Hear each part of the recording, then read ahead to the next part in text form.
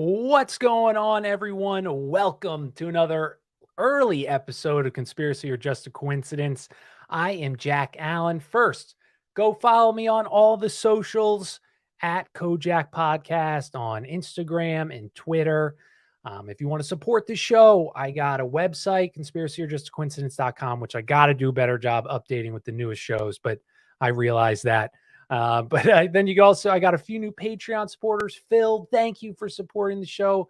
Jesse, always supporting the show, and many others. Dan, I'm getting all these new supporters. It is so nice of you guys. Wow, like just so honored. And I've been getting nice messages from random people. And guys, like that's the nicest thing in the world. Like you don't know how much it means to me. And as always, tweeting out the link to the show. Hopefully I tweeted the right link to the show. All right, we're all good. So thank you guys again. You can support the show, blah, blah, blah. Leave a review, blah, blah, blah. You get the idea. You get the idea. So last episode, I can remove this for a second. Last show, we were talking the Jesuits. We're talking book Rulers of Evil. Somebody already reached out to me about the book. Amazing book, dude. Like I am learning so much about, and I'm almost turned into Johnny Cerrucci, dude. I'm almost at that level where I think maybe they were behind it all. Maybe they were definitely behind America. Maybe they're behind all these secret societies. So last episode, we talked about how education system, Jesuits started free colleges in Europe. If you were a wealthy person, whatever, you're a well-off family, you went to a Jesuit college. All of our founding fathers went to Jesuit colleges. And so what did they start doing? They started doing plays. And I talked about this last episode. So go listen to that. But I always like to do a little overview. Lots happens in a week. But the one example was, so there was these like the Dukes of Bavaria, and they're sitting at this play that's put on by the Jesuits, and it's mocking the Protestants. And the 12 big boss dukes, after the show, they leave the show and they go immediately to do Ignatius Loyola's spiritual exercises, which is what he came up with by talking to the Black Mary, and black, not skin color, black statue that he's worshiping, which is banned. And, the Bible says not to create images of our Lord and Savior and, et cetera, et cetera. But they did it. They did it because why do they need to listen to the Bible, dude? They don't care. They make their own Bible. And, so they said that these shows are worth more than 100 sermons to convert people. And what do we see today? Shakespeare, he did all Jesuit, even the Jesuits were banned in England. He did all these were Jesuit themes, symbolism. Shakespeare plays, there's symbolism under symbolism under symbolism. And what do we have today in all of our movies? Symbolism under symbolism under symbolism. So they created that. Since they created educations, they wanted to lower the knowledge of the people. They realized that's all these Jesuit ran colleges. And even if they weren't Jesuit ran, they would take the curriculum that they were teaching because they were so popular, this humanist, that's what it was called, humanist curriculum. Oh my God, you gotta listen to the last episode, but they teach how to be sneaky, how to avoid.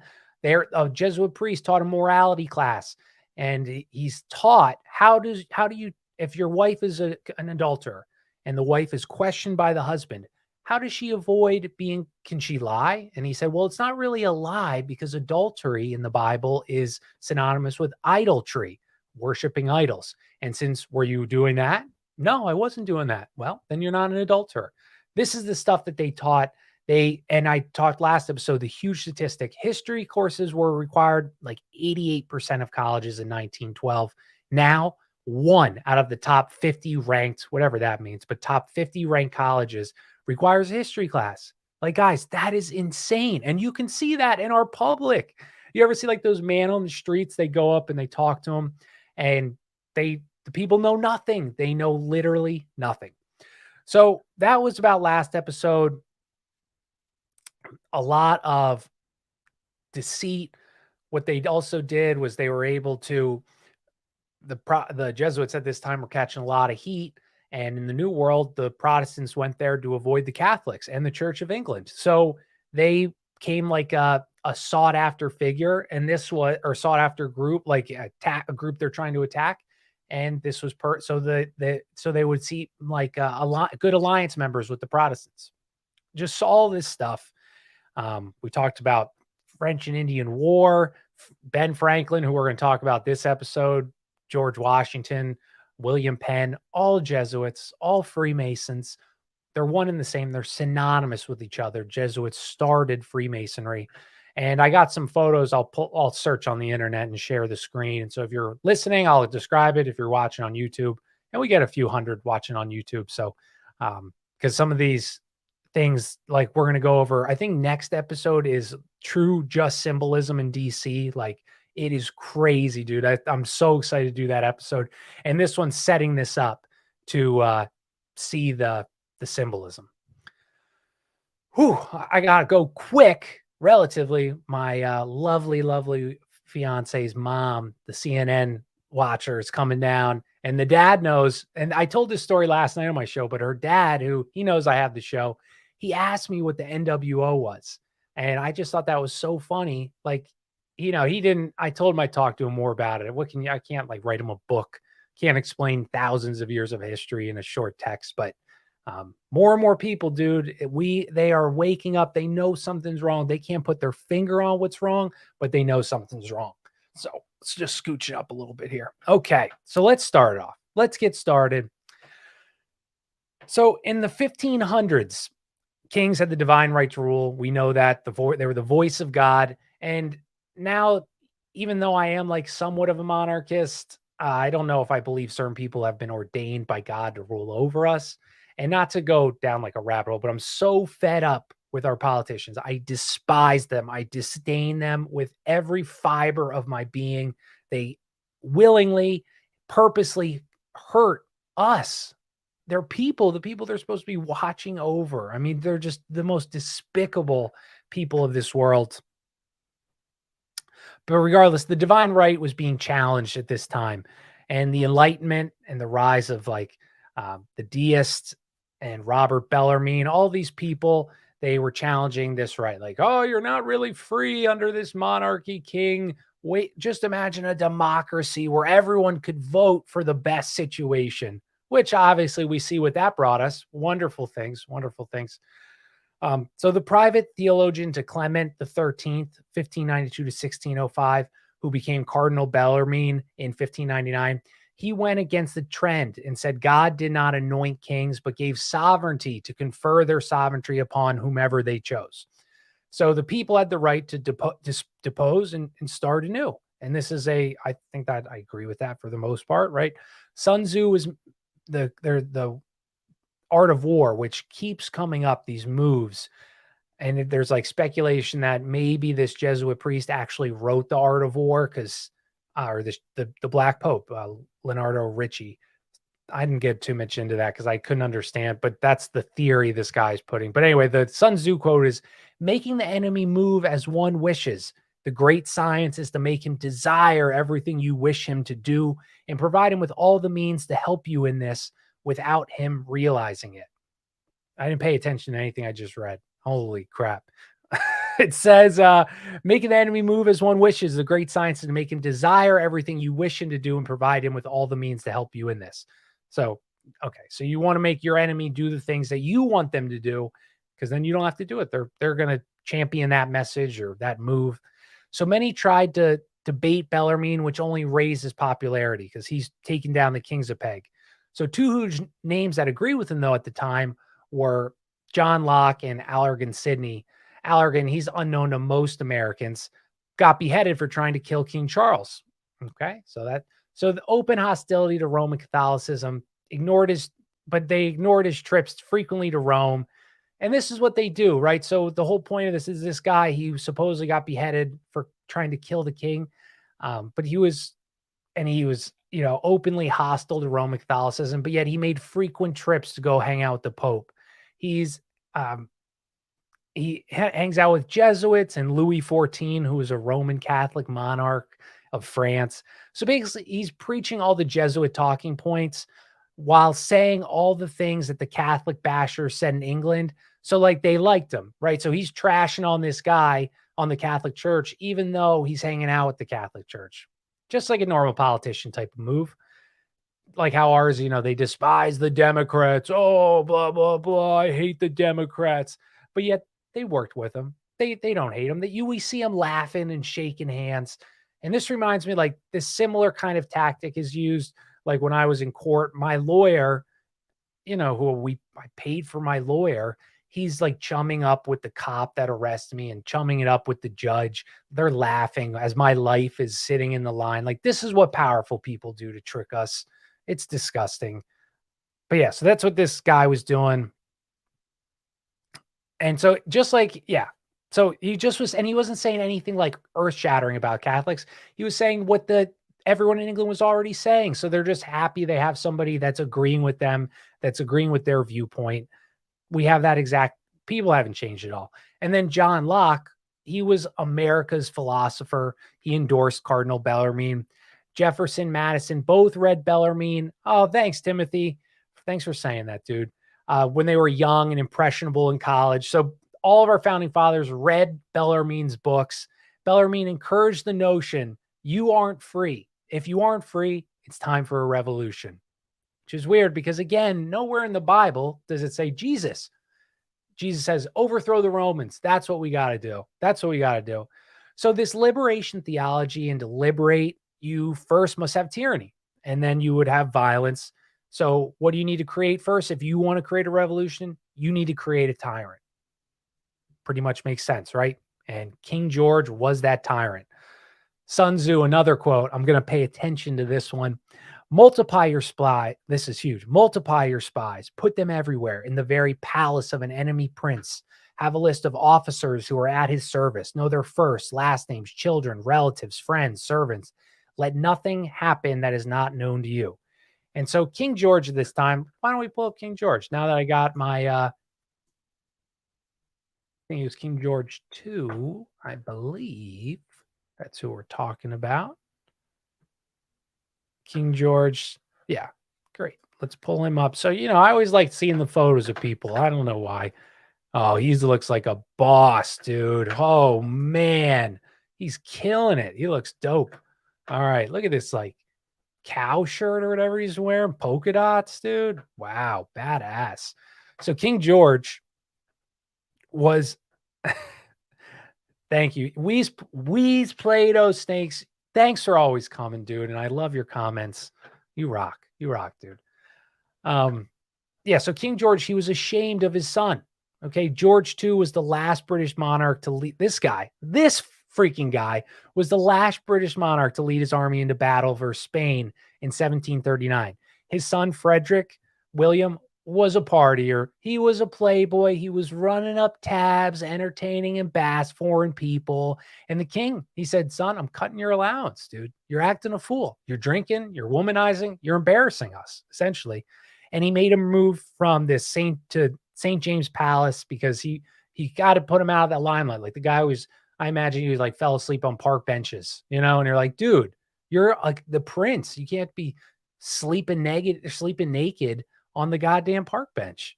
Thanks, Weeze Play-Doh. Weeze Play-Doh said, appreciate your work and attitude. Dude, I appreciate you. I appreciate all of you.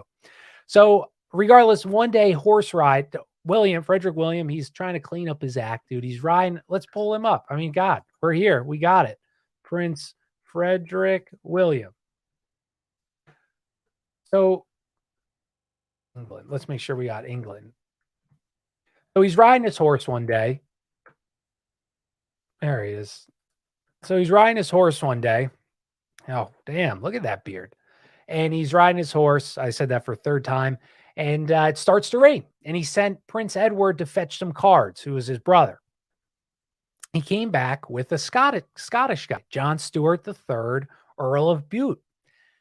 Now, we know this name, right? I've heard John Stuart. I know the Stuarts. And he was an immediate hit, dude. He's like firing jokes, cracking them. Everyone's laughing. He's awesome. Everyone loved him. They loved him so much, he joins the prince and the princess's court. What is not known is that he was the brother of the Freemasonic Lodge. Of course, his gravestone even has an all-seeing eye on it. So that's how you know He's keeping his eye out for good people, and that's what that means. Wink, wink. You know that's not what it means. So Boot's family, this buddy got John Stewart, who will call, I don't know if we'll call him Boot or John Stewart Boot, but anyway, his family earlier had tried to overthrow the Protestant king to put back a Catholic monarchy. Now, again, this is confusing, but like the CIA, it's called purposely blown cover. So you, like the Templars being caught, they're done for now, right? Well, no, they just rebranded and now everyone thinks they're done. And I talked about this yesterday with Oddman, but the story of the Illuminati, how they were caught. The guy riding his horse and he has all the papers of the Illuminati. He gets struck by lightning. You know the astronomical odds of that? And sure, maybe it happened, but that sounds like a pretty too lucky to happen for the German government. So anyway, this blown cover is a tactic that the Jesuits have used over and over, and our government uses. Maybe they're one and the same. So this alleviates a watchful eye, though. You think, oh, they're done for. They'll never come back. So Bute, he joined the court, their son, and then their son, George William, who was an even bigger basket case than his dad, the partier. He lavished him with attention. He became his mentor, probably because his partying dad was just womanizing, not watching his son, who's, now I guess third in line or whatever. He's the third prince kind of. But this Stuart, whose family tried to overthrow the government, was being very nice to him. Nothing weird about that. If that was my kid, I'd say, all right, you're out of here, dude, because your family tried to kill my family. I'm not going to let you hang out with my grandson. Eventually, he gets promoted to Lord of the Bedchamber. I thought, what the hell does Lord of the Bedchamber mean? It sounds like he's like, what it sounds like he's doing. But no, it's not doing that. It's just the most private position on the court. I guess kings in this time could not put on their clothing and make their bed by themselves. And nothing happened in the heirs of the crown's life that Beauty Stuart wasn't a part of. Should we pull up Stuart? I mean, why not, right? Jesus, Stuart, Bute, England. What was his first name? Oh, I forget. Not Frederick William, John Stuart III. Let's look him up. John Stuart III. There he is. Wow, popped right up. Look at that. Here he is. This is the Playboy. That's the Playboy right there. So yeah, he joins the court, most private position, and he's part of everything. The year following his appointment, the prince, the partier, died at 44 years old. Rumors circulated. So partier, new guy comes in out of nowhere, cozying on up to his son, and then the partier guy dies suddenly at 44. And people, like obviously people died earlier then, but 44, dude, I'm 31. I got him on an awesome trajectory. So this guy wasn't like a total slob. He was eating the best, all clean food then, no processed stuff. So it would be surprising that. So, okay, you get where I'm going. Something fishy happened there, most likely. And it was also rumored that this guy, this classy looking stud, was also banging the Princess Augusta, the partier's wife. The king, George II, was losing it, dude. His son's dead. His grandson's like a total mess, probably because he's been abandoned his whole life. And Bute stepped in as father. Parliament started growing stronger than the king. And at this time in England, there was this balance because I think it was 1717 that there was a revolution in England. It was right around like the Freemasons came out and all this stuff. I might have been wrong on that date, but so they made sure the king lost some power and government also had some equal power. And Bute pushed the arts on the boy. So he made him a little puff, right? Doing lots of artwork, lots of drawing, I'm sure, ballet, botany, also fostering the boy's self-distrust. And at the same time, Leonardo Ricci, the Black Pope, is pushing the whole French and Indian War and a lot of stress on King George II, dude. So he dies at 77, 6 years into the war. George William, the basket case grandson, now King George III. And now God, we got the internet. Not that we'll remember. King George III. He's the guy that's going to come into everything. Oh, okay. Oh, yeah, buddy. That's cool. He fearfully turned over his empire to his mentor, the guy watching over him, John Stewart, Bute. So Bute, he bought Parliament in key votes that would ensure Great Britain's it would act harshly on the American colonists and basically doing whatever Bute wanted, taking land without trial. John Adams even wrote, the enforcement of Bute's writs of assistance in 1761 was the commencement of controversy between Great Britain and America. So clearly a pivotal role.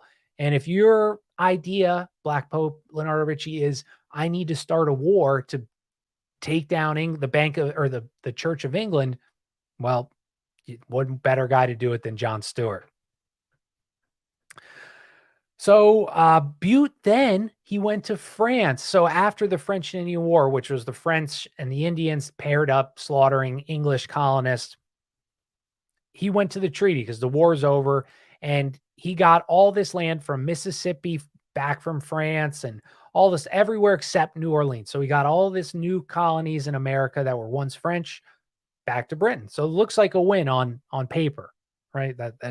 And he enforced a law, though, that no colonists could move further west than the Allegheny Mountains. Now, why would you do that? You got all this land, you have your people there. Why would you not allow them to have it? Unless you're trying to sow dissent. Prior to Bute and Ricci, Americans, which was shocking me, they were super loyal to the mother country, Britain. They shared little to no ill will. Like there was no issue, right? They paid their taxes. They got a great life, all this land, et cetera, et cetera. But the rise with Ricci and Bute, radical propagandists.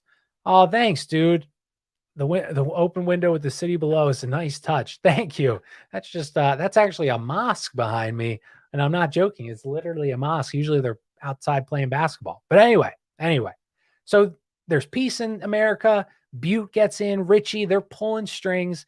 And who do they send over? They send over maybe some doctors, maybe some priests. No. They send over radical propagandists all over America. Patrick Henry, Thomas Jefferson, Samuel Adams. And that's what these guys were. They're our founding fathers, but they're propagandizing the public to go to war. Adams, quote unquote, the father of the American Revolution, he was a Freemason. He mobilized Boston to protest and all these things. And this treaty of the French and Indian War in England was set up a way that alienated England. So it made sure, like, if you back then and now, if you form an alliance with a country, the assumption is you're kind of ganging up. Say, example, I hate France. I say, you know what? I hate France. I'm going to ally with Spain. Spain also hates France. Now, this is going to make France very nervous because two people that hate me are going to combine powers and beat me up. Right? That makes sense. So what they did with this French-Indian treaty, they signed it so England could not ally with anyone in Europe. Great if you want to weaken a country. Great. So this is setting the stage for the revolution to be fought against a weakened Great Britain because they have no one to call on should something happen. So England's weakened. They're like bankrupt as well because they fought in a Spanish war that was created by the Jesuits. So they're low on funds. They're barely holding on to their empire. So what do you do then? You stimulate production of hostile, divisive rhetoric in America. You're not free. Oh, you're under a king? That's not freedom. Imagine a republic where everyone, even people that can't read and only take from the system, they have the equal vote as you. Doesn't that sound great? Obviously, that's not the way they worded it. But what's up, Jeremy? What's up, my man? So from the shadows, Bute, John Stuart, picked a new prime minister, George Grenville. And Grenville said he'd be prime minister as long as the king promised to never have Bute work for him or the country again. What? Right? Wait, what? Why would John Stuart, a guy who's a Jesuit stooge, pick a new prime minister who hates him, who doesn't want to work with him? Because it's all these tricks. Your fake hatreds, fake battles, fake angers, fake hostilities. Bute then continued his process of paying off politicians to create more dynamic situations in America. And just like I said with the Templars earlier, I know some of you guys are kind of coming in now, but it's a fake demise. It breaks it down. You say, oh, okay, well, they're caught. We don't need to worry about them anymore. but they're just working from behind the scenes. Just like politicians who retire, or Allen Dulles. That's a great example. Allen Dulles leaves the CIA. JFK forces him out. Do you think he stopped? Where was Allen Dulles? Was retired, supposedly just enjoying his retirement. Where did he go the day of JFK's assassination? Oh, he went to Langley, the farm, the headquarters of the CIA. But he's retired, right? You guys get this. You're brilliant people. I don't need to explain this to you guys. All right, Brian, I know it's new time today. I said it earlier. My mother-in-law is coming to town, and she would not be happy with what I'm talking about. You guys get it. You guys get it. All right. So yeah, so new PM, duty taxes increase, which cause smuggling activities, create more dynamic situations in America. All this stuff. Grenville, the new PM, passes a Sugar and Molasses Act. So now rum making, it's reducing imports of sugar, molasses from Spain, Dutch. They reduced everything was getting reduced, just like today. Inflation, taxes, it doesn't stimulate the economy. It brings down the economy. Merchants large debts started occurring in America because colonists owned British creditors, because there's less goods, less money. Understood. So the Americans, obviously, they're like, oh, the damn monarchs complaining. So then do you think the Britain would say, okay, yeah, let's pull back? No. They said, let's ban Americans from using paper currency because there was a lack of gold and silver because of lack of trade. So, and then then Grenville said, well, you don't like it. Suggest your taxes you do like. And they didn't get a real condescending response. And so then he passes the 1765 Stamp Act. And this is all important. I don't know if this is boring or not. I love it because I know none of it, but I'm sorry, it's going to get crazy soon. So he passes the Stamp Act, which required a purchasing of stamps to all colonial deeds. All of it. I'm waiting for the mother-in-law conspiracy. I heard it's false, though. Oh, boy. It's a great conspiracy, Brian. But yeah, so this Stamp Act, dude, this is government. Even then, this is literally government. So this Stamp Act that I remember learning about in school briefly, just out of nowhere, they said, you know what, for anything official, so deed, leases, bills, newspaper, contracts, all requires you to purchase this stamp. So it's a money-making scam. It's a literal money grab. You got to pay for this stuff to do whatever you want. Oh, what's up, J Ring? Thanks for coming for a first time, dude. I hope you enjoy it.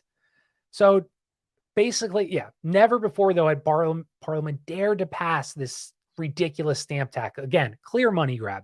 So anything the colonists now sold, price went up because it had to have this stupid seal on it. So here comes the start of the no taxation without representation. And they refused to work with the Stamp Act. The collector people of Britain, imports to Great Britain decreased 25%. And this is 1765. So we still got some time before the revolution. And tempers are flaring. Ben Franklin, the great Christian man, the Grand Master of Freemasonry in Pennsylvania, said, they will not find a revolution, but there might very well create one. If British troops were sent, he was referring to. So there was heated tempers, and there was honest members of Parliament, and they were like, "What the hell are we doing? Are we trying to start a revolution? We cannot handle an uprising like this. We are kind of like beaten down at this point." So they removed the Stamp Act. The colony said, "Yeah, we did it," and they've repledged loyalty to George III, this dapper man in his crazy polka dot shirt, yellow polka dot. Damn, dude, he is looking smooth. Hide your women around George III, baby, because he is swiping them all. So the bought-off politicians, like the bad ones, that John Stewart, the mentor of King George that's here right now, they were called the King's Friends. And so they were all the corrupt ones. And I think that's probably like a joke, like the King's Friends, but they're not really the King's Friends, hilarious. So they put the Stamp Act gets pulled, but they put new taxes on the colonists. They were pointless. Like these taxes, dude, they netted them $40,000. And this wasn't about the money. That's the point. It wasn't enough to be like the Stamp Act, which was a true money grab. This next tax was to literally piss off the colonists. That it was like a jab at them, say, like we run you. And this again was 1767. So angers keep rising. And then in 1770, a small crowd of Bostonians threw snowballs at redcoats, and they fired into the crowd, killing 4, wounding more. And this in the papers becomes the Boston Massacre. John Adams, the massacre. You see how they use these words? Boston Massacre. Is 4 people a massacre? No. But a massacre, if you're trying to start a war, that's the best word you can use. 4 innocent people. Like, we don't know the story. It's being told by we won.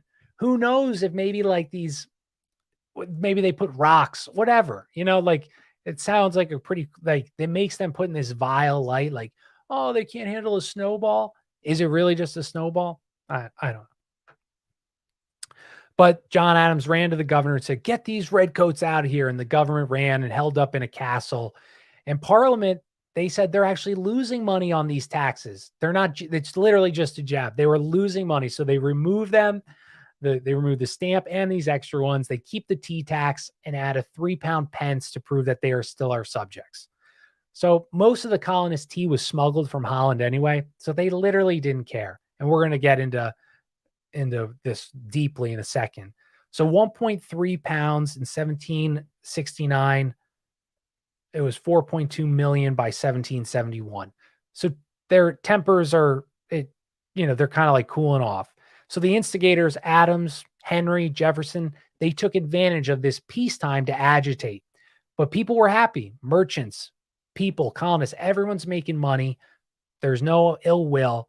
So if you need a war, this needs a change. And Ritchie knew exactly, the Black Pope knew exactly what to do to make this happen.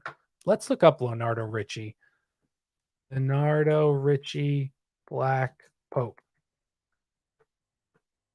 I think because his name's like not really Leonardo, it's like with an I. Ritchie, Jesuit. All right, here he is.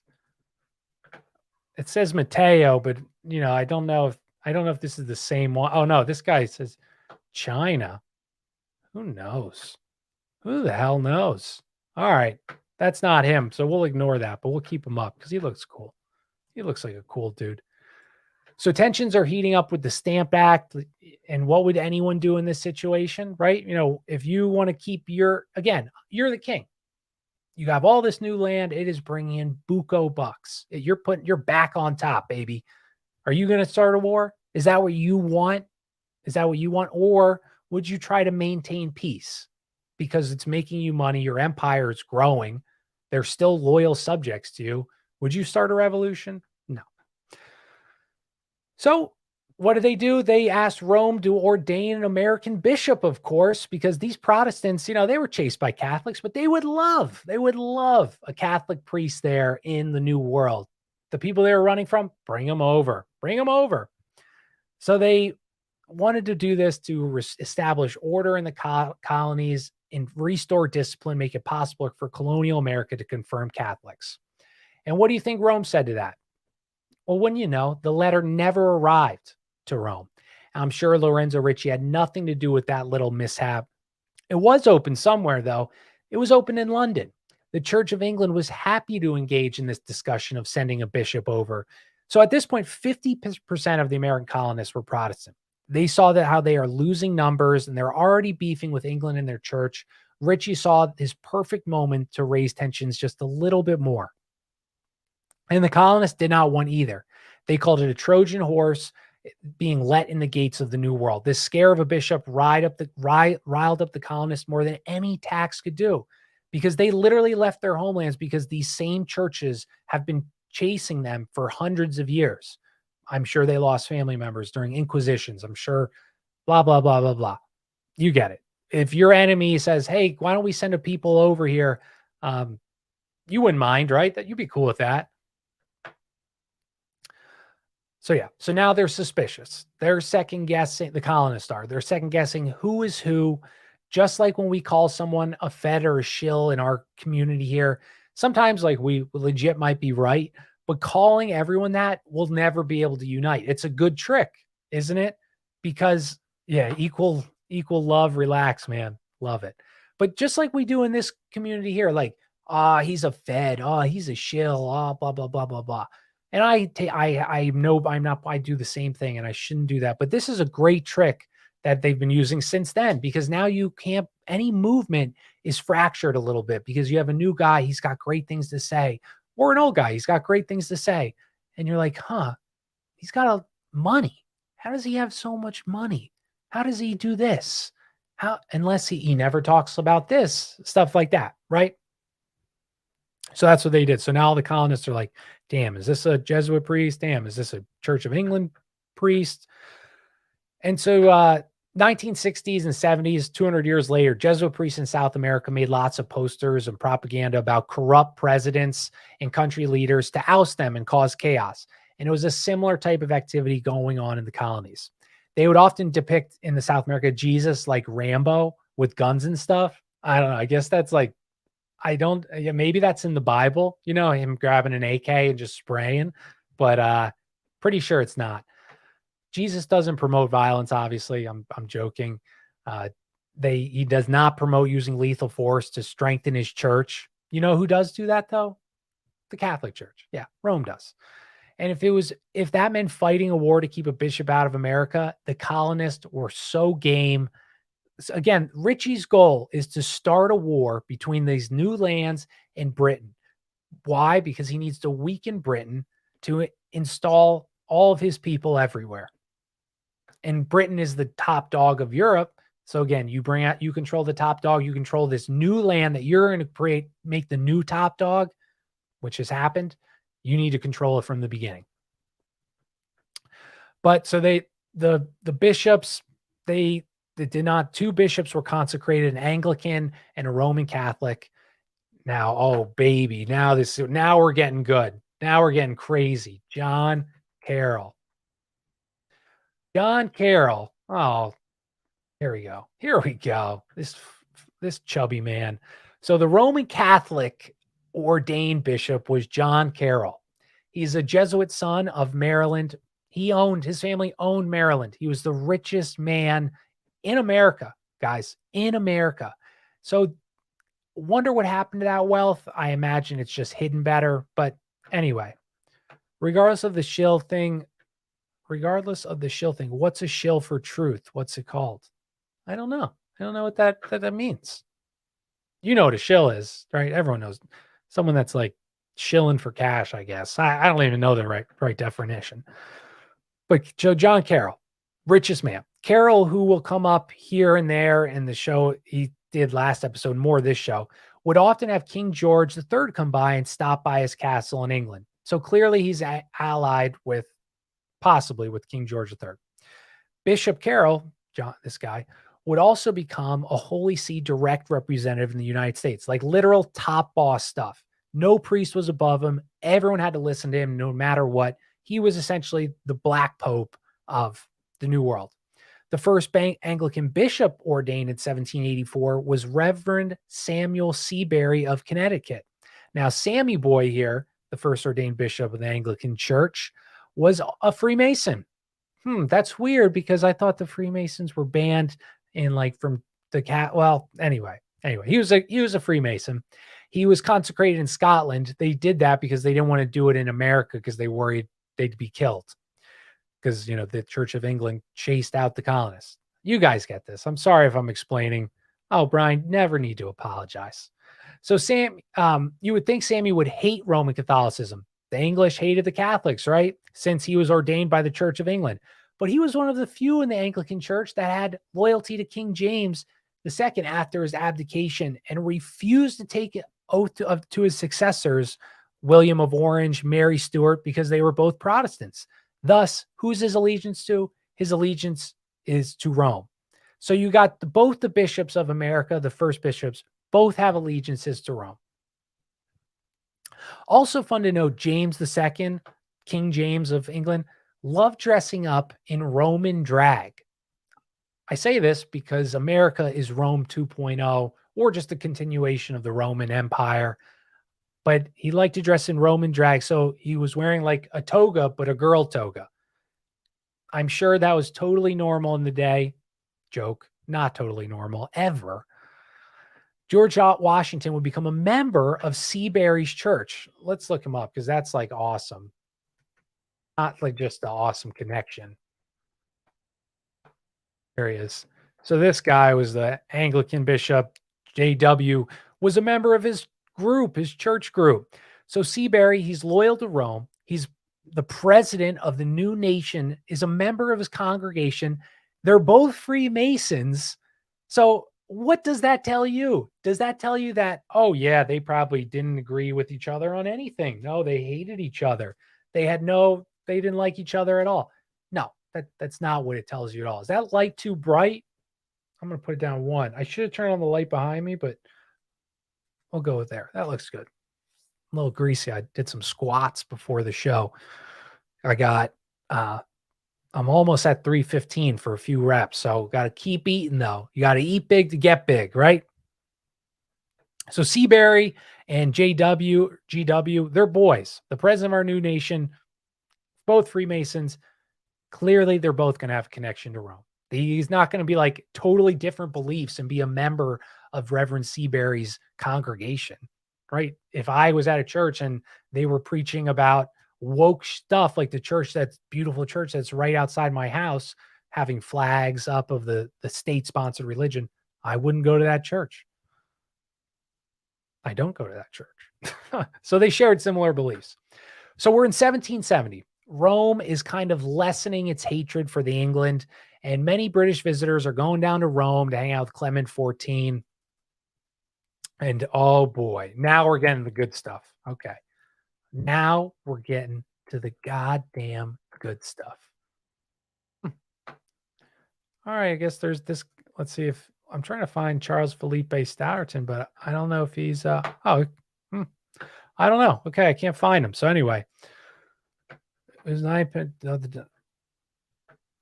So Charles Felipe Stuyvesant. So Charlie, he is a nephew. Oh, that's a good George Washington quote. It was not my intention to doubt that the doctrines of the Illuminati and the principles of Jacobianism had not spread in the United States. On the contrary, nobody is truly more satisfied of this fact than I am. Yeah, dude. He was a Freemason, everybody. Like, they brainwash us as kids to think that these guys are our founding fathers. That's the phrase they use because they want us to worship our politicians like God, like a divinely chosen person. That's what they want. That's what they had in Rome with Pontifex Maximus, with Caesar. He was the God king. That's what they want for our politicians. And do you see that happening? Do you see that people more and more stand these for politicians? So anyway, this is big. Charles Felipe Stuyvesant. Charlie, he's the nephew of Dukes Thomas and Edward Stuyvesant. And Thomas Stuyvesant was the originator of colonial Freemasonry. He brought it in. So his nephew, he's not going to be a nobody. Edward was connected with the corrupt Lord Brute, the advisor to George III, the John Stuart guy who we just talked about. Was with deep sea symbolism, was it on purpose? Yes, Brian. And we're going to get into some of it today. Next episode, it's all that. But yeah, all on purpose, dude. Everything. So Charlie heads on down to Rome with his Jesuit college professor, none other than the amazing John Carroll. Let me just go back to John Carroll. So yeah, so Charlie heads on down to Rome with John Carroll. Now, why would an Anglican, John Carroll. Sorry, never mind. John Carroll was a Jesuit priest. So they were enjoying this grand tour of Europe starting in 1771. They reach Rome in 72. Ritchie appoints Carroll to position of prefect of sodality. Now, what's that, you may ask? It is the chief organizer of laymen for the promotion of some form of social action. Now, what does that sound? What in the hell does that sound like to you? The Black Pope appoints Carroll to the chief organizer of laymen for the promotion of some form of social action. Now, what in the hell type of social action would Ritchie, one from the richest family in the New World, to promote? A big one comes to mind, what action he's hoping Carroll will promote, but we will continue. So we always talk about the power of the press, and even then, maybe almost even more so. So in the paper back home in Maryland, there were like these write-ins. This was a funny story, and they're just so smart, guys. Like I know they're evil, but they are brilliant. So there's a newspaper in Maryland, obviously. And people have like writing columns like they do today or they did 20 years ago, whatever, to like write your opinions and stuff like that. So there was this one, people would be anonymous. So it was called First Citizen. So this guy, First Citizen, he writes a column, whatever, and no one usually knows who they were, but word got out that this was John Carroll writing this as First Citizen. So a second citizen responds to whatever he wrote in the paper. He gets bashed, calling him a disenfranchised Catholic, a weenie hut, a square, an L7 weenie, all these mean things. Obviously, he didn't say that, but he called him all these mean things. And this was the public sentiment now on John Carroll. They hated Catholics now. Now they say, oh, poor John. He's getting hammered in the press by this second citizen guy. Oh, poor guy. We gotta stand up for him. So almost perfect, right? That's perfect for the new prefect of sodality, that the colonists that used to hate him now feel bad for him. They want to ally with him. I lost my spot. Okay, so people started defending him. They despise the second citizen. Get at this, for bigotry. It's like we do the same things over and over again. It's exhausting. So they said, oh, that guy's a bigot. We're going to stand up for John. And America had a new hero, John Carroll. So a Roman Catholic who was beat up and advocating for a new political order, a free order. As I said, John Carroll is in the New World saying, we're not free under the king. And now people love him because he got picked on in the newspaper and they're listening to him. And he's the richest man of Maryland. So back to these trips. Carroll, Philip Stouterton. Stouterton, who studied at a Jesuit college, and hopefully you listen. So last episode, I briefly talked about it. So both, obviously we just talked Carroll, Stouterton, he's studied education at a Jesuit school. I talked about last episode how the Jesuit priest that like ran the big ethics group at, I think, St. Omer's or one of the colleges, he talked about how adultery isn't really adultery because adultery means idolatry. It's not, so you can lie. It's called casuistry. And they taught their people how to lie morally, how you weren't really lying. If you broke into a house and the judge says you broke in through the window, you could lie and say it wasn't a window, it was a skylight, right? Loopholes. Why priests are teaching ethical classes like this, that should explain to you exactly what the Jesuits were like.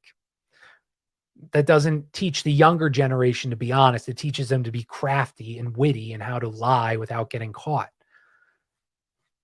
So he also did spiritual exercises. He was a Freemason. Again, he's actually the same age as Hamilton, and Alexander Hamilton was a banker's bitch boy. But at this time, Hamilton was in New York making revolutions pamphlets at colleges, also fighting for the Federal Reserve in those early years. I'm sure they weren't working for the same team. And history will tell you that Carroll and Stouterton were just sightseeing, but Carroll's journal tells a totally different story about them meeting every big player there was to meet in Europe. Oh man, we're going to get into the Arkids. They come into this story too, the Rothschilds. So he met with Bishop von Hanfmann, was one of their guys. So Bishop Hanfmann wrote a book under a fake name about how to get Protestants back into Roman Catholicism's fold. And he had this plan about them knowing they were following an invisible light, not knowing they were following an invisible light pope. And the book was never translated into English. The church banned the book, the Catholic Church. And this is this trick like, oh, we got it. We got them. You don't need to worry about it. We banned it. Now you won't have to read it. We banned it. What does banning do to anything? And powerful people keep saying, oh, you better not read Bishop Hanfmann's book. It's a horrible book. Well, what are you going to do? You're going to read the book. And the book is explaining how to trick Protestants into coming back into the Roman Catholicism fold. Regardless, Hanfmann was a spiritual counterpart of the ruler of Hesse Hanover. All right, we'll pull up Hesse Hanover second. And that search stunk. All right. This guy, and he was on our episodes with the Rothschilds too. So this is going to all come into play. So he was the spiritual like advisor of this guy. Now, Frederick of Hesse, this lovely gentleman here, he's been showing up more and more in my episodes. He was married to the aunt of the King of England, George III's uncle. George III uncle. He was married to the aunt of the King of England. He was born a Protestant. He was a Rosicrucian. Jesuits converted him, but secretly he remained a Rosicrucian, which was controlled by the Jesuits. So it's a Gnostic belief set. That's all Rosicrucianism is. They believe in this ancient Kabbalistic knowledge, numbers, gematria, all that's numerology, all that stuff. So he was a Rosicrucian and he was Europe's richest ruler. Much of his business was handled by Prince William, also a Rosicrucian and Freemason. What was William helping with his father's business? Oh, the things that rich people often like to do. They sell us. So what made Frederick II of Hesse so rich and his son Prince William of Orange? They would train young males of Hesse, train them on up, then sell them to their cousin George, King George III, to fight along with the Redcoats wherever they deemed fit. Every time a Hessian soldier was killed, William would get more cash. And so more and more, and his stack got bigger and bigger and bigger, making Benjamins and Benjamins. He said, damn, I got to invest this money. Now he has a banker right now, and his banker is making him a buco bucks. It's making him the richest people in Europe. Who's his banker? Oh, guys, we all know who his banker is. He's been using this banker since 1769. You might have heard him before. His name is Meyer Amschel Rothschild. Dun, dun, dun. And did you know that? So I know what you're thinking. Well, the art kids, they're not Jesuits. They're not Catholics. Like, why is he working with a Jesuit ran guy? Well, I don't know if you knew this, but they bear the title Guardians of the Vatican. Oh my God, this fact's gonna be crazy. Guardians of the Vatican Treasury. And the Vatican Treasury holds all the imperial wealth of Rome. The Vatican wealth grows during war, just like everyone's does, the winter, just like the Jesuits' empowerment came from them at war instead of the church at peace. That's how they got started. Like, well, we're fighting Protestants. You need us to secretly invade or infiltrate. And this fact was crazy. Oh my God. Hold on to your seats, people. This is wild. Wild. So Caesar's soldiers protected themselves in battles with shields. Obviously, the shields were painted red. Red shield was identified with the very life of the church because it was Rome's red shields that were conquering new lands. So what does Rothschild stand for or mean in German? It means red shield. What are they? What's their title? They're guardians of the Vatican Treasury. What does a shield do? It guards. Brilliant, dude. And maybe this could be a conspiracy or just a coincidence. But to me, that's a lot of symbolism. That's a lot of Kabbalah. And we're going to continue going. There's more to this. And also is brilliant. No one would ever guess that they were controlling the Vatican wealth. But they're famous for helping nations go to war. We know that all of Europe's battles since the 1700s were paid for and financed by the Rothschilds. So they're working hands in hand with the Jesuits. And also another Kabbalistic thing. So you know how Meyer Amschel put all of those damn Bowers. Yeah. Oh no, I just scrolled up. Oh my God. Okay, there we go. We got it. So he had 5 sons or 7 sons, and he put them all in different powers of Europe, different countries to start banks there. Disgusting. And I did an episode on him if you want to go listen to that. But the name of their firm was Meyer Amschel Rothschild and Sons. What does that spell? That spells Mars. And this is called notocheion. It's a Kabbalistic method of putting words with the initials. They're so dude, they follow this religion, this Kabbalistic religion to a T. They believe it works. And maybe I'm sure demons help them.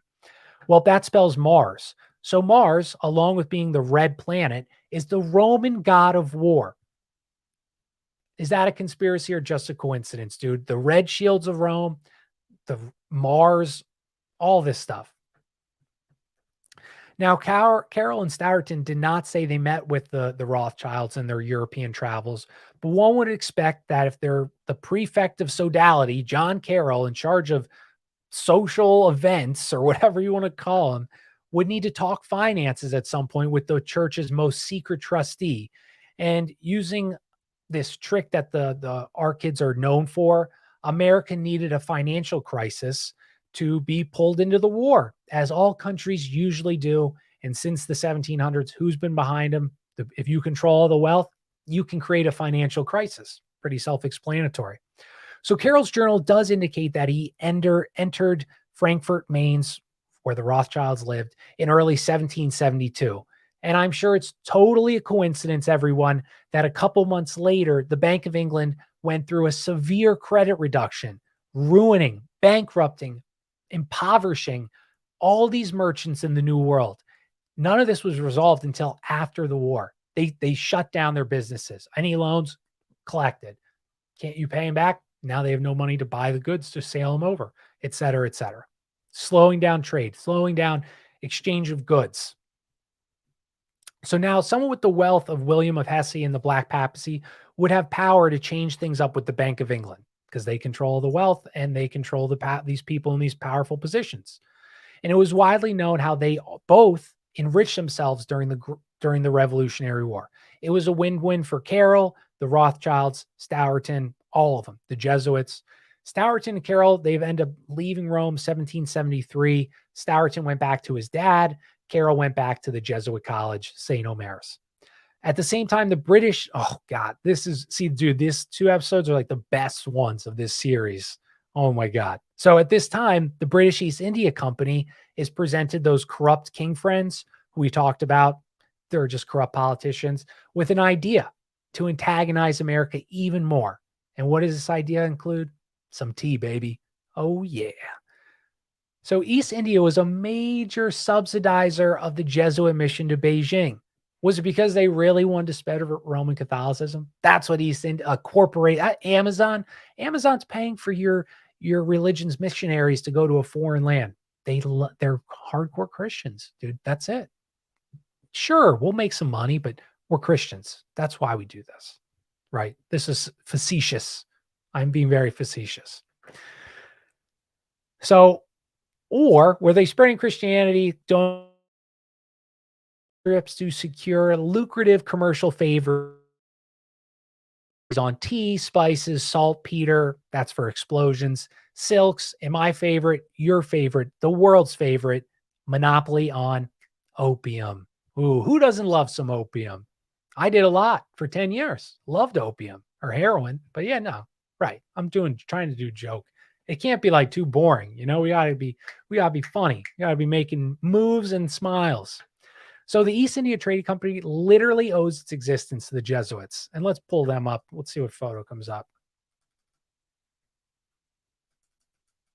East India Trading Company.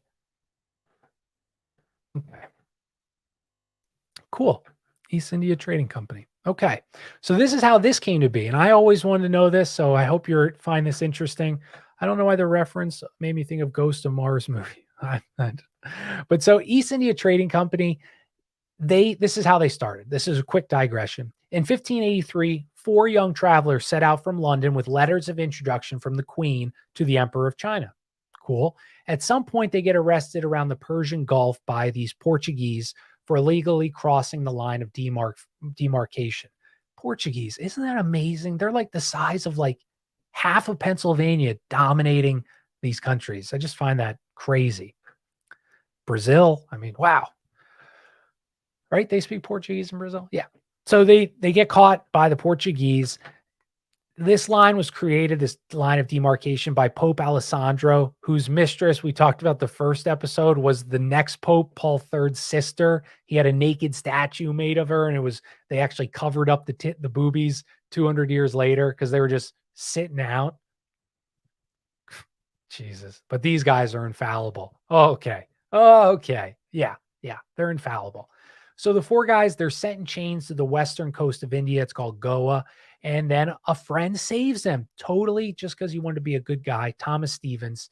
Thomas Such a good guy saving these four traders or merchants. He was a director of University of Goa and a Jesuit priest. Wouldn't you know? Of course he was. Now, nothing is done for free, right? Stevens needed something in return to free these four guys. He didn't love them or whatever. So one of the four becomes a Jesuit priest. The other two held posts in the Goa government, which is Jesuit ran.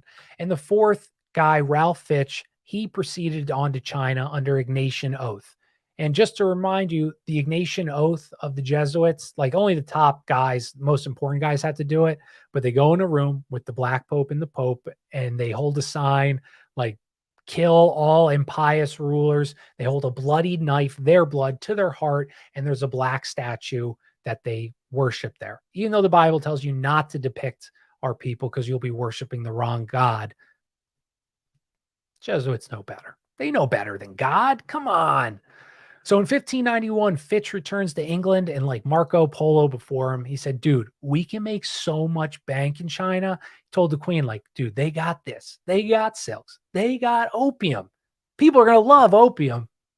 And in 1599, the East India Trading Company was formed. By 1772, damn, 200 years. I wonder if Amazon will be around 200 years. It was governed by Freemasons, whose Grand Master was the 9th Lord Peter. Peter's family actually bankrolled the original Jesuit mission to England in the 16th century. So now this powerful corporation that's working directly in England was started by Jesuits, essentially funded by Jesuits, the same family that funded Jesuits to go spread Jesuit propaganda or whatever. Yeah, dude, I got to do, Weiss Plato's talking about the Lee bloodline and the opium trade. I know Fritz Springmeier talks, I got to do that book, even though I've read it before. That's such a crazy, and whether it's all, it's still very interesting.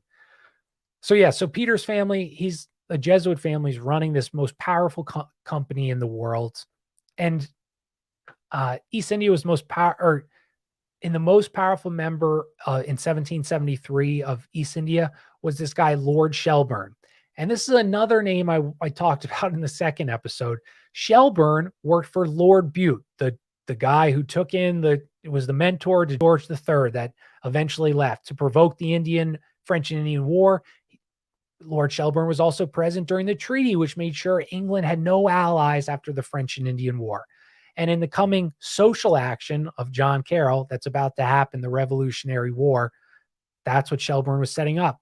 Shelburne, once again, was needed to cause some chaos in America since there was relatively peace in 1770 with the removal of all those stupid taxes.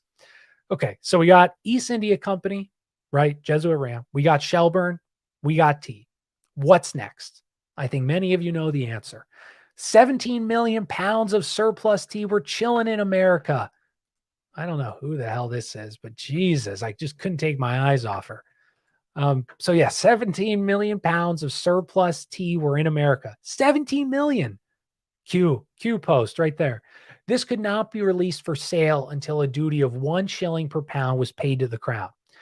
If the king just said, you know, guys, it's okay. This tea would be cheaper than the smuggled Dutch tea and the dutied English tea. Like everyone but the king would win. And he'd win because no one in America would flip the F out they're ready to, dude. It's a powder keg. So if he just said, you know what, sell the tea, whatever, I'll get it back later. That's what I would do if I was a ruler. I'd say, okay, or pay me a quarter a shilling per pound or whatever. You'd negotiate. So what did the king do? What do you guys think the king did? He didn't just keep the 1 shilling per pound. He raised it to 3 shillings per pound. And in 1773, the Tea Act went into effect. As you expected, the merchants flipped out, as they knew. Propaganda is flying everywhere, organizing colonists.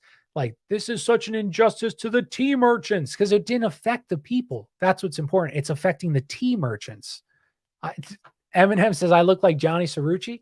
Damn, man. I don't know if that's a compliment. I think Johnny's a handsome man. So thank you. I appreciate that. But yeah, so they raise the price, and the merchants now, and the propagandists, our founding fathers, they're organizing everyone like this is a direct attack on all Americans' freedoms. How many times do they do that? just like Ukraine. Every goddamn war they try to pull us into. And you can feel bad for a country and people losing their homes without sending your fellow countrymen to go die for it, because that's not your job. That's not your job, right? I don't want to go die for a foreign country. No one else should have to either, unless that's what you want. And there's people doing that and they're dying. So they're happy. Good. But yeah, so they're like the merchants, direct attack on us, blah, blah, blah, blah, blah. So then a few weeks later in 1773, the Jesuits were abolished for all eternity. You think our boy John Carroll would be devastated, right? No, he said this is good. It will secularize the Society of Jesus, the Jesuits, which basically means now these people, these Jesuits who've been banned, they can get rid of it's known they're a Jesuit priest. That's gone. Now they can rise the ranks as lawyers, doctors, politicians, government officials, health officials, whatever, artists. Some joined the Freemasons. Some joined encyclopedia companies. You can see the power that would be. The encyclopedia for hundreds of years was the absolute truth on something. So if you have Jesuits writing the absolute truth with their ability of casuistry and obscuring facts, you can see the power of that. And just some reminders, the French Jesuit who was a doctor, he created the guillotine. Adam Weishaupt, dismissed from a Jesuit college, took the radical Rosicrucians and formed the Illuminati. So see, these Jesuits, they did rise to do great things. Terrible, but great things. I think that's a Dumbledore quote. Also important to note, I talked about how the Illuminati got caught. Riding a horse, got struck by lightning. I'm sure that's what happened. So again, I already talked about that a million times. So Ritchie at this time, he's in England because the Jesuits are done for. He's quote unquote arrested. The Black Pope is arrested and put on house arrest for 5 weeks. He was at English College. English College's dean was John Mattingly. Who's John Mattingly? John Mattingly was said to be the only American Jesuit in Rome. You want to guess where Mattingly was from? Shockingly, right? He's from John Carroll's hometown in Maryland, a graduate of St. Omer's John Carroll's University and his great friend. Carroll, who also departed Rome 5 weeks before Ritchie's arrest. So what was Ritchie doing for 5 weeks under a British roof in the custody of a young American Jesuit at a time that American merchants were incensed at being cheated out of tea profits by a new law sponsored by British Freemasons, whose Grand Master happened to be Ritchie and his group? I'm sure maybe Ritchie was conferring with members of the British East India Trading Company, the company that was English College's major patron, maybe discussing where England should ship the tea to which ports but I'm sure that's not it. I'm sure he was nothing nefarious while he's hanging on house arrest for 5 weeks. But anyway, Ritchie, while Ritchie was in house arrest, Parliament and East India Trading Company shipped 500,000 pounds of tea to Boston, New York City, Philadelphia, and Charleston with a special chosen group of merchants. So maybe Ritchie gave Mattingly an idea of how to push over the anger that had been simmering there since 1758 that would symbolize the Americans' frustration with England. And maybe this is a big stretch. It's just similar locations and people.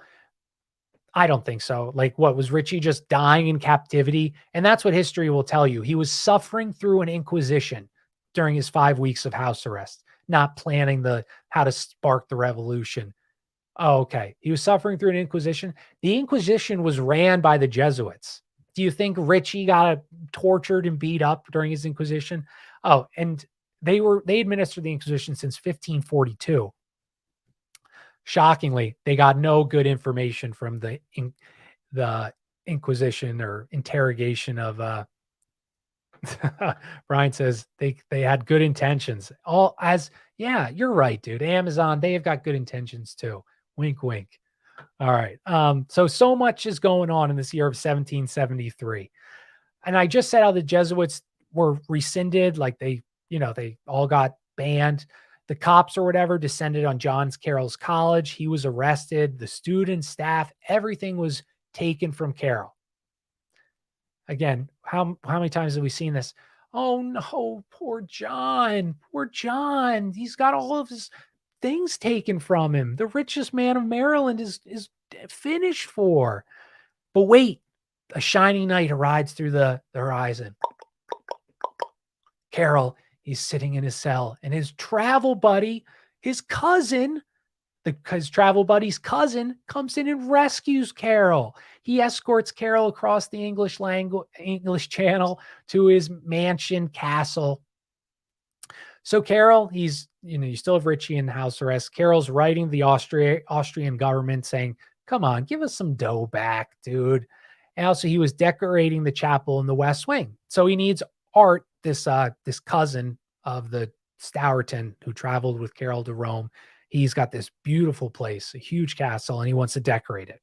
And you can't expect a man to decorate himself.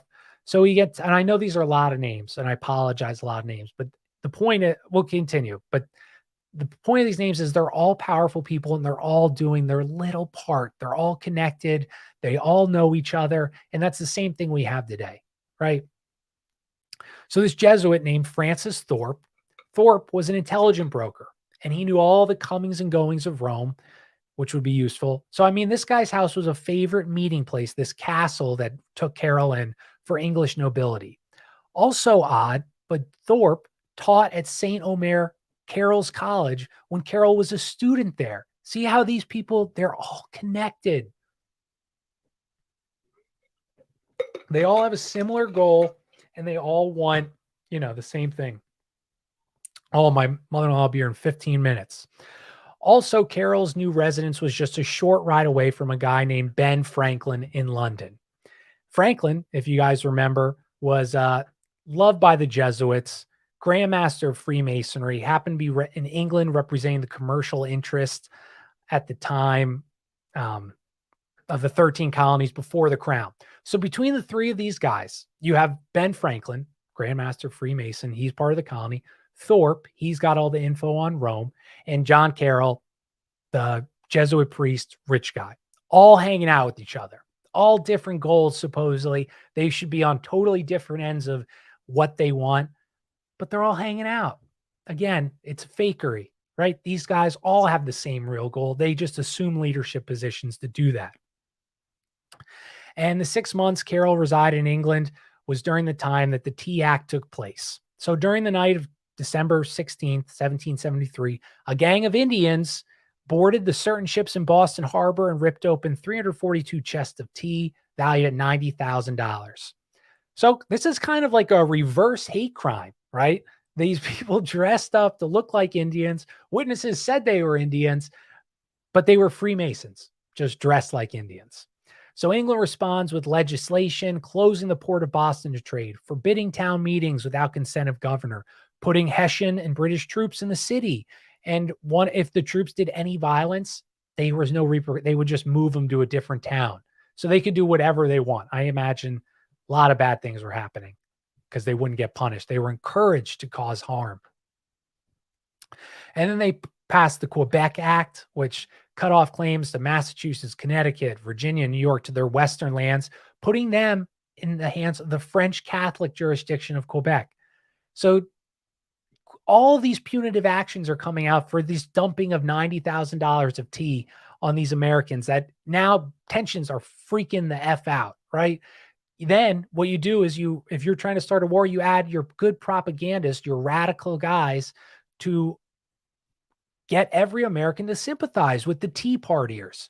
Suddenly, independence wasn't a radical idea. It was a rational move because the paper is so powerful. So powerful. People tell you need to be upset. You're upset. The news says, oh, feel bad for this person. Feel bad for this country. And yeah, it's sad, but do you feel bad for the other 1,000 people that are being abused by your own government? No, because you don't see it. The news is so powerful. Marriage itself is a construct like the Quebec Act. Oh, that's funny. But anyway, so the Massachusetts governor, he's replaced. The governor brought 4,000 more troops to quarter in Boston, vowing severe discipline, and the colonists vowed severe resistance. King George said the Americans must triumph or submit. War is coming, baby. War is coming. In 1774, Carroll, this was huge. John Carroll, he did his job in Europe, what he had to do. He traveled and met with the Rothschilds, met with the Black Pope, met with Ben Franklin. He sails home in 1774 to see his ailing mother. He's so sad. She's dying.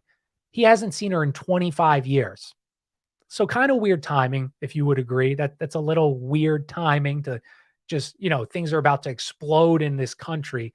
And the guy that helped create the chaos in England decides to go home. All right. So he heads home, and we're going to stop there because I don't want my mother-in-law walking in on us all talking. But so next episode, dude, we'll do the history of Maryland with John Carroll and why he's, and that'll be a perfect place to do it because, and it's going to be a long episode, next one. So John Carroll, though, he's this Jesuit priest, and the next episode is going to be all Washington, D.C. symbolism, dude. Everything is pagan worship. All of it are like, I think I told you the one quote is, I truly wish well for Jack. You're funny, Brian. But like the one quote, obedient or tyranny to, or revolution to tyranny is obedience to God. All these things are founding fathers, all the Latin phrases put on our money and on our buildings, on the Capitol building, all of this stuff is pagan worship that's been tricked in us to believe that it's a Christian nation. It was never a Christian nation. Never. And all this stuff, all the symbolism, the Statue Liberty that's put on the Capitol building and after the Civil War is a pagan goddess. The phrases on our dollar bill, E pluribus unum, and all these, they come from Rome's pagan books, the Agenad or Verdinad that they worshipped at the time, that talks about these these pagan gods and how you should die for your country. You should worship your God king. That was like their Bible in pagan Rome. That's the phrases we use, the same phrases that are in those books. Do you think it's odd that our Christian founding fathers forced everyone to revolt and have a revolution with death and murder and chaos? None of that is Christian. None of it. But they did it, and they tricked everyone into thinking. But you know what church does value violence to gain a stronger church? The Roman church, the pagan Roman church. And boy, we got like a crazy episode. Maybe I'll do it a little earlier. We'll see. Maybe I'll do it like Monday or something. But guys, thanks for watching. I love you all. Sorry we got to go early. I just can't have my lovely mother-in-law. She loves me. She does not like my brother-in-law at all. He gets killed all the time. She yells at him and stuff. She's a tough lady. I wouldn't mess with her, but loves me. Who wouldn't, dude? I got a big smile on my face. But thanks, guys, for supporting. I'm Jack Allen from Conspiracy or Just a Coincidence. I look forward to our next show. Sorry it was a little short, but thanks for coming. I was surprised I had so many of you, even though it was so early. So thank you, guys. It means the world to me. I love hanging out with you. Weez Plato, Brian, Susan, all of you guys. Jeremy, thanks for stopping by. Much love. You mean so much to me, guys. And have a great day, guys. Peace.